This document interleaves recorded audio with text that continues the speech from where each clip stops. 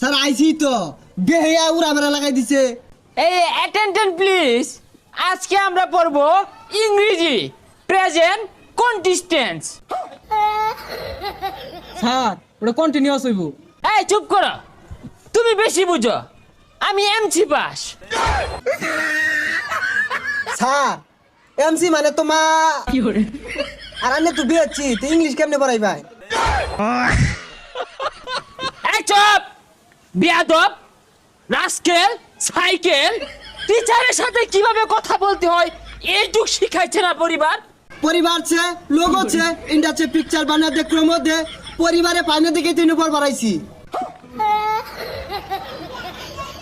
High, তুমি কি আমাকে মূর্খ ভাবো? আমার সাথে ইংলিশ বলো, আমি ইংলিশ বললে আজ্ঞা দিবা?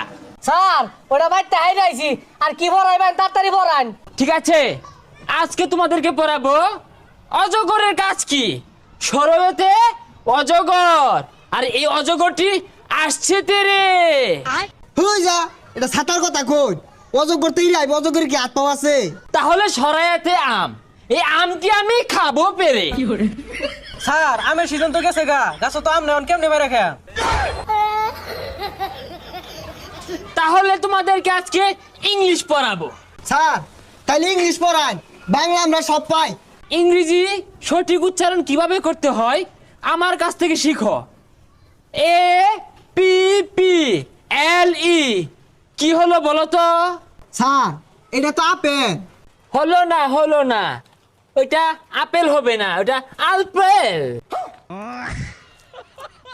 আলফিল কি স্যার?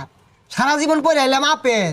বাচ্চারা তোমরা এতদিন যা শিখছো এটা সব ভুল ছিল, এটা স্মার্টলি উচ্চারণ করতে হবে, আলপেল। আচ্ছা বলো তো বাচ্চারা, বি এ এল এল এটা কি হবে? স্যার এটা বল হইব। হ্যাঁ বলি হইব। বল। হয় নাই, এটা হবে বালস।